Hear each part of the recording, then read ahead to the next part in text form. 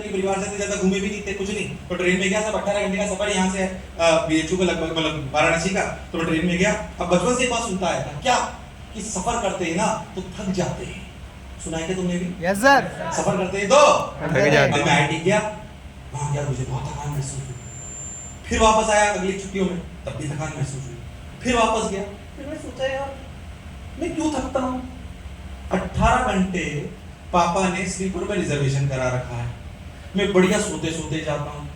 18 घंटे में उतना भी नहीं हिलता हूँ जितना मैं घर पे हिलता हूँ, तो मैं थका कैसे? मेरे को लॉजिकली आंसर मिला कि हाँ यार, इसमें थकने की कोई जरूरत नहीं, बल्कि ट्रेन का सफर तो सबसे आरामदायक है। बोलो यस और नो? Yes sir. वो दिन है और आज का दिन है। सफर मेरे लिए घर से भी ज्यादा आरामदायक है। सफर मेरे लिए घर से भी ज्यादा अरे कहानी हमने तब सुनी थी जब हमारे पुश्ते यानी कि हमारे पूर्वज घोड़ों पे, हाथी पे, पैदल धूप में चला करते थे, तब वो थकते थे। आज की तारीख में हम बस सर्विस में आ रहे हैं, स्लीपर कोचेस में आ रहे हैं, कारों में आ रहे हैं, हम ट्रेन में आ रहे हैं। बोलो यस और नो? Yes sir. कैसे थक सकते हैं? पर वो पुरानी बेड़ियां हमने बांध रखी है। बोलो यस और नो? Yes sir. उस दिन का दिन है और मुझे सफर में थकान। अभी वारंगल गया था, सेंट्रल इनॉग्रेशन था, 24 घंटे में वापस आ गया और अगले दिन सुबह 7 बजे वापस क्लास ली। रात को 12 बजे निकला, यहाँ से जयपुर गया, जयपुर से फ्लाइट ली, 3 घंटे वहां से वारंगल वापस आया। थकान की किस बात की थकान भाई? थकान यहाँ पर है जितनी थकान हमें फिजिकली नहीं होती। मुझे बताओ, जिस भी दिन तुम डल महसूस करते हो तो उस दिन अपने आप फिजिकली थकान होने लगती है। अरे यस और नो? यानी वास्तविक थकान यहाँ पर है और वास्तविक ऊर्जा भी यहीं पर है, इसलिए यहाँ की ऊर्जा बनाए रखना बहुत आवश्यक है। क्या मेरी बात क्लियर है? अरे आवाज आ रही है? सुनो। और पुरानी मंडे को तोड़िए। मैं आपको छोटी छोटी बात बताता हूँ, ध्यान से सुनिएगा। आपने कहानी सुनी होगी, क्या सुनो, वो कहानी सुनी है आपने पक्का? मैं बताता हूँ कौन सी, कछुआ और खरगोश वाली सुनी है क्या? कौन जीतता है? कछुआ। कौन जीतता है? कछुआ। क्यों जीतता है? क्योंकि क्या वो कंसिस्टेंट होता है? क्या होता है?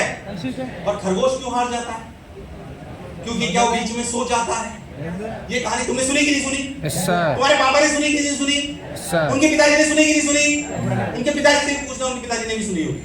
अरे इट्स ओल्ड स्टोरी ना हो भाई, ये नए जमाने में ये कहानी किसी काम की नहीं है। काम की है, ऐसा नहीं कि काम की नहीं है, पर पूरी आप ढंग से सुनी नहीं, इसलिए काम की आपको आधी नहीं लगती है। मैं लोग बच्चे बोले सर मेरे में ना कछुए वाली क्वालिटी है। कि क्या क्वालिटी? कि सर मैं कंसिस्टेंट हूं। मैंने कहा अच्छा, कि सर मैं रोज 2 सवाल करता हूं इसलिए मैं कंसिस्टेंट हूं। 2 सवाल रोज करने वाले बच्चे का सिलेक्शन हो जाएगा क्या? नहीं। अरे यस और नो? दूसरी बात सोच, क्या आपको लगता है आपके साथ वाला बच्चा बीच में 4 महीने सो जाएगा खरगोश की तरह? ऐसा भी होने वाला नहीं है। तो फिर इस कहानी में कुछ सीखने को है कि नहीं है? मैं बता, खरगोश की क्या क्वालिटी थी? स्पीड। क्या उसकी स्पीड तेज थी? Yes sir. अरे यस और नो? यानी कि इस कहानी के दोनों किरदारों की काबिलियत नए जमाने के हिसाब से आप में होनी चाहिए। कछुए जैसी कंसिस्टेंसी होनी और खरगोश जैसी स्पीड होनी, तो जीत जाओगे। जीत जाओगे। बोलो यस और नो? अरे यस और नो? जीत जाओगे। कोई नहीं रोक सकता। यहां पे अपने जीत लिखी हुई होनी, जीत जाओ। फिर मैं कह रहा हूं आपको बार बार, हम आपको जीत नहीं दिला पाएंगे, हम आपको सुविधाएं देंगे, आपके माँ बाप भी आपको सुविधाएं देंगे, हमारे कर्तव्य हम पूरा करेंगे, माँ बाप के कर्तव्य पूरा करेंगे। उनके लिए एक बार जोरदार तालियां बजाई दीजिए। तुमने उनका कर्तव्य पूरा करके तुम्हें कोटा ला। इसलिए बात बोल रहा हूं कि मैं ऐसे परिवार से हूं जब कि अगर कोटा की माँ बाप से करते हो, ये बच्चे ध्यान सुनना, मेरे अध्यापक ने मुझे बोली थी कि जितना प्रेम तुम अपने माँ बाप से करते हो उससे 10 गुना ज्यादा वो आपसे करते हैं। मैंने कहा करते हो, है ना? वो बात मुझे तब आज समझ आती है क्योंकि मेरे 2 बच्चे हैं। इसलिए आपको कह रहा हूं, मेरी बात आज आपको समझ नहीं आई, पर ये समझ लेना कि मैं अगर कुछ बोल रहा हूं तो क्या सोच के बोल रहा हूं। यस और नो? Yes sir. आपके सिलेक्शन पे आपसे ज्यादा अगर कोई खुश होने वाला है ना, तो वो आपके माँ बाप हैं। इसमें कोई शक और संशय वाली बात नहीं है। मेरे जीवन की सबसे बड़ी धनराशि अगर आज तक मैं कुछ मांगता हूं तो क्योंकि नॉर्मल मिडिल क्लास फैमिली से आता हूं, जब आईआईटी में सिलेक्शन हुआ और लिखा हुआ कि नितिन विजय गॉट सिलेक्टेड इनटू आईआईटी, तो जो मेरे पिताजी के चेहरे पे चमक और मुस्कुराहट थी, मुझे नहीं लगता इससे बड़ी धनराशि मैंने आज तक पूरी पाई है। क्या आप भी वैसी धनराशि पाना चाहते हैं? अरे यस और नो, Yes, sir. अरे यस और नो। Yes, sir. मैं जानता हूँ कि सभागार में बैठा हुआ हर बच्चा जीवन में कुछ ना कुछ करेगा, कुछ ना कुछ नाम कमाएगा, खूब उसकी पढ़ाई होगी, खूब पढ़ाई होगी। हो सकता है तुम्हारे माँ बाप को भी तुम्हारे नाम से जाना जाए, इससे बड़ी और कोई बात हो। नहीं सर। पर जब भी तुम्हारी कोई बड़ाई करे तो मन में दोहराना कि मैं तो पत्थर हूं, मैं तो, इस चीज के बोल मुझे बहुत पसंद है कि मैं तो पत्थर हूं, मेरे माता पिता शिल्पकार हैं। क्या हमारा अस्तित्व सिर्फ उनकी वजह से? बोलो यस और नो। Yes, sir. कि मैं तो पत्थर हूं, मेरे माता पिता शिल्पकार हैं, और मेरी हर तारीफ के, और मेरी हर तारीफ के वो ही असली हकदार हैं, वो ही असली हकदार हैं। तो अपने माँ बाप के लिए हाथ ऊपर करके जोरदार ताली बजाइए और एक ताली 30 सेकंड तक बजनी चाहिए, क्योंकि हमारे लिए नहीं, उनके लिए है, उनके सपने हम पूरे करने यहाँ पर आए। क्या बात है।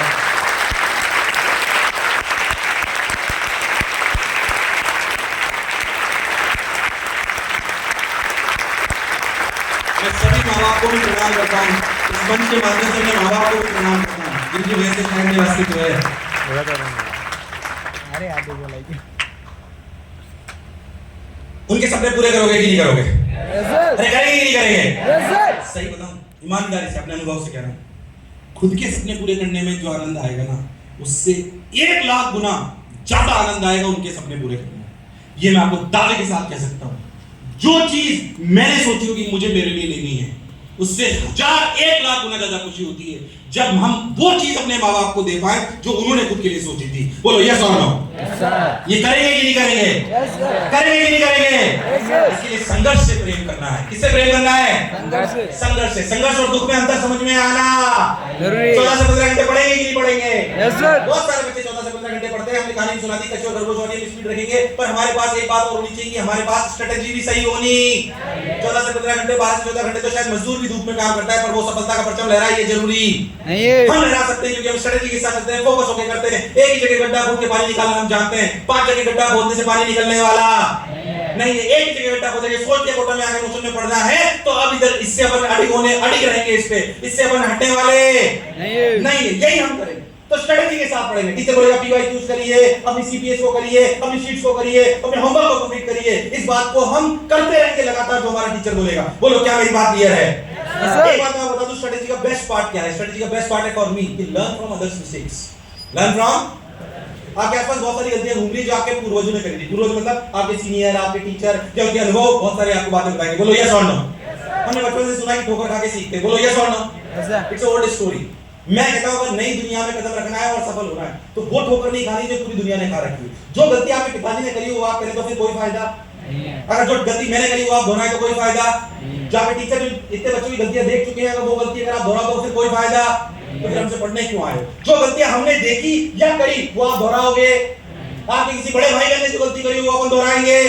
तो लर्न फ्रॉम अदर्स मिस्टेक, ये बेस्ट स्ट्रेटजी है। अच्छा ये वाले भैया ऐसी गलती करते थे इसलिए इनका सिलेक्शन रुक गया या रैंक पीछे आ गई, मैं गलती दोहराऊंगा नहीं। मैं अपनी 2 गलतियां बता रहा हूं फटाफट, हालांकि तुमने कई बार सुनी फिर भी मैं रिपीट करता हूं क्योंकि मैं चाहता हूं मोशन में आने वाला हर बच्चा ये गलती तो नहीं दोहराए। मेरी सबसे पहली गलती कि मुझे तीनों सब्जेक्ट में से केमिस्ट्री बिल्कुल समझ नहीं आती थी। मुझे लगता था लाल नीला मिला नीला निकला था, ये कोई सब्जेक्ट है? बार-बार मैं कहता हूं, हर बार कहता हूं, पर मैं जानता हूं मेरे बहुत कम नंबर आए केमिस्ट्री में। मुझे ईगो, ऐसे लड़कों में बहुत ईगो होता है इस बात को लेकर, केमिस्ट्री मैं क्यों पढूं, लॉजिकल सब्जेक्ट ही नहीं। उन्हें फिजिक्स में बहुत पसंद थी, मुझे भी बहुत पसंद आती। मुझे लगता है लाल नीला मिला नीला निकला है। ऑर्गेनिक में तो कुछ भी होता है भाई। ऑर्गेनिक में टीचर की चुई बेंजीन लगाया, एक बड़ा सा कार्बन बनाया, बोलो स्टेरिक हिंड्रेंस है है ना, एक्सेप्शन लगा के आरडी सर सच्चाई है। मुझे समझ नहीं आया और मैंने पढ़ी नहीं साहब ईगो। अब भाई साहब मेरी क्या परफॉर्मेंस थी केमिस्ट्री में, आपको मजा आ जाएगा सुन के। मेरे केमिस्ट्री में बोर्ड में 55 नंबर आए 100 में से, तो उसमें से भी 29 प्रैक्टिकल में थे। और भाई साहब जेई में कितना है? 60 में से 11। क्या आज हंसी का विषय लग रहा है पर नुकसान करा मैंने खुद का? यस और no? Just because of chemistry मेरी रैंक चली गई 3217। यदि 3217 मैथ्स और फिजिक्स में मेरे इतने नंबर थे कि अंडर 200 रैंक। मुझे उस बात का अब मलाल नहीं, पर क्या मैंने गलती करी थी? मैं आपको भले मैं फिजिक्स पढ़ाता हूं, मैथ्स भी अध्यापक यहां पे बैठा हूं, सबसे ज्यादा नंबर जेईई मेन जी एडवांस में अगर कोई सब्जेक्ट दिलाएगा तो वो क्या है? क्या है? इनऑर्गेनिक ऑर्गेनिक याद होनी चाहिए। अरे यस और नो? इनऑर्गेनिक ऑर्गेनिक याद होनी चाहिए। भाषा में समझ नहीं लगता। अगर आपके लिए सवाल आ गया फिजिक्स में कि find out the electric field on the axis of a ring, आपको फार्मूला याद है कि qx/r² + x² की पावर 3/2। हो सकता है नहीं सुना, फार्मूला बता रहा हूं ऐसे ही, इसलिए भी बता रहा हूं कि मुझे फिजिक्स आती, देखो तुम्हें पता पड़ेगा। अरे ये सुन, मैं बोला कई लोगों को पता ही नहीं पड़ा है मैं क्या बोला, वो इसलिए ऐसा ताकि पास वाले को पता नहीं पड़े कि मैं क्या बोला। पता पड़ा मैं क्या बोला? दिमाग तेज चलना। अरे ये सुन लो, वीडियो में स्पीड तेज हो जाएगी और आपको उस स्पीड का अनुसरण करना, आपको आना चाहिए। बोलो ये सुन लो, केमिस्ट्री वाली जो मेरी गलती थी वो आप दोहराओगे, वो आप दोहराओगे रोज पढ़ो। मैंने बोला फिजिक्स में अगर आपको कोई फार्मूला बेस्ड सवाल आ भी गया कि पूछा find out the electric field on the axis of a ring, आपको फार्मूला भी याद है कि qx/r² + x² की पावर 3/2। आपको k पता है, q पता है, x पता है, r पता है, फिर भी फार्मूला लगा के कैलकुलेट करके समय लगेगा कि नहीं लगेगा? अरे ये सॉल्व लो।